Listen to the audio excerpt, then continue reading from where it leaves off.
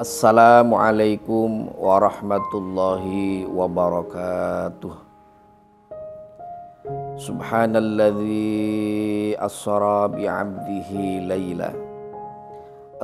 bi'abdihi laylan minal masjidil harami ilal masjidil aqsa alladzi barakna hawlahu linuriyahu min ayatina innahu huwas sami'ul basir. Allahumma salli wa sallim ala sayyidina Muhammadin wa ala alihi wa ashabihi ajmain. Wa ba'du, para muhibbin, pada kesempatan ini perkenankan saya menyampaikan 3 esensi dari peristiwa Isra dan Mi'raj Rasulullah sallallahu alaihi wasallam. Yang pertama, peringatan Isra dan Mi'raj ini memberikan pelajaran kepada kita bahwa perjuangan itu butuh tahapan-tahapan, butuh gradual, tidak sekaligus. Islam ketika menghilangkan perbudakan dari muka bumi ini secara bertahap. Islam tidak langsung mengharamkan perbudakan. Islam mengakui adanya perbudakan, tapi kemudian sambil mendorong supaya budak-budak yang pada saat itu di dunia betul-betul legal itu secara bertahap dan dibebaskan. Alhamdulillah hari ini dunia sudah tidak mengenal adanya perbudakan. Begitu pula dalam pengharaman khamr, Allah Subhanahu wa ta'ala juga membuat tahapan-tahapan. Yang pertama, masih diperbolehkan asalkan tidak dalam keadaan sholat. Kemudian lama-kelamaan secara bertahap diharamkan total, termasuk kepada siapapun yang akan melaksanakan sholat maupun tidak. Kenapa? Karena khamr itu membawa madarat yang besar, tidak sebanding dengan manfaatnya yang kecil. Demikianlah dakwah kita harus kita laksanakan secara bertahap, membutuhkan waktu setahun, 5 tahun, 10 tahun, 20 tahun, bahkan kadang harus berganti generasi.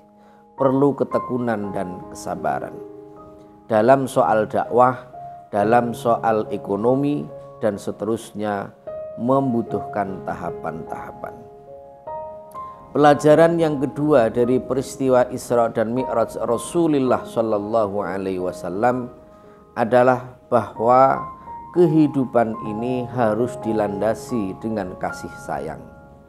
Kasih sayang itu tidak harus lembut terus. Ada kalanya lemah lembut, ada kalanya harus bersikap tegas dan keras.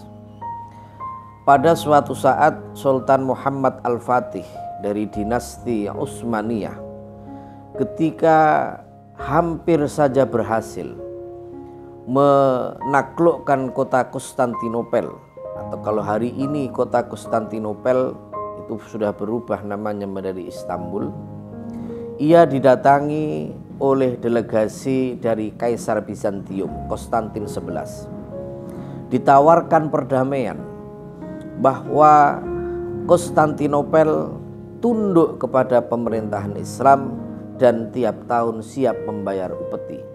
Namun Sultan Muhammad Al-Fatih menolak, karena itu adalah taktik dari Kaisar Bizantium supaya Islam tidak menaklukkan Konstantinopel. Sikap keras, sikap tegas itu diperlukan. Kenapa? Karena Sultan Muhammad Al-Fatih dengan bimbingan gurunya Syekh Ahmad bin Ismail Al-Qurani selalu mengulang-ulang apa janji yang telah didhawuhkan oleh Kanjeng Nabi sallallahu alaihi wasallam bahwa nanti Konstantinopel akan ditaklukkan dan dibebaskan oleh seorang penguasa Islam yang paling baik dan oleh tentara Islam yang paling baik. Dan Sultan Muhammad Al-Fatih ingin mewujudkan dawuh dari baginda Rasulullah sallallahu alaihi wasallam.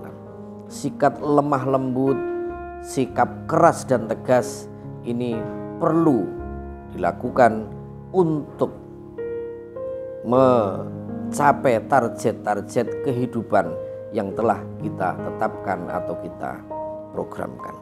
Islam melandasi dirinya dengan kasih sayang.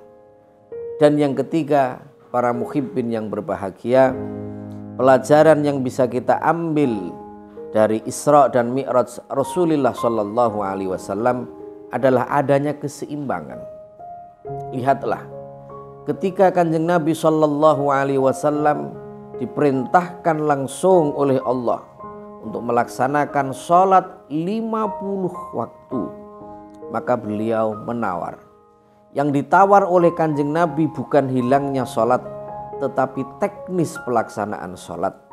Karena menurut pertimbangan dari Nabi Musa alaihissalam bahwa 50 waktu ini akan sangat memberatkan umatnya, maka Kanjeng Nabi memohon pada Allah Subhanahu wa taala untuk diringankan sampai kemudian menjadi 5 waktu. Inilah butuh keseimbangan. Islam itu seimbang. Doa yang paling sering dibaca oleh Rasulullah Shallallahu Alaihi Wasallam adalah Rabbana atina fid dunya hasanah wa fil akhirati hasanah wa qina adzabannar. Kebaikan di dunia, kebaikan di akhirat secara seimbang. Hari ini para muhibbin, umat Islam masih terlalu dominan dalam hal-hal yang berbau ukhrawi dan mengabaikan hal-hal yang berbau duniawi. Faktanya, dari 10 orang terkaya di Indonesia itu hanya 1 orang muslim, yaitu Khairul Tanjung. Ini menunjukkan Islam masih belum seimbang. Dalam daftar 10 orang terkaya di dunia tidak ada satupun orang Islam. Dalam penciptaan teknologi baru belum ada orang Islam.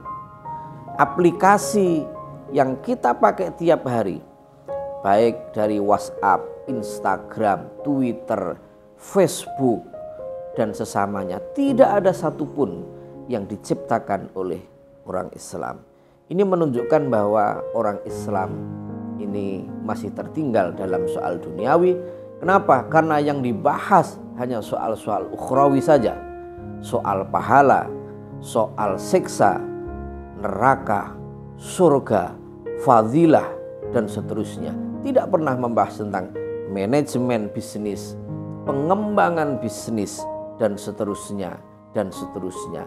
Inilah kelemahan kita.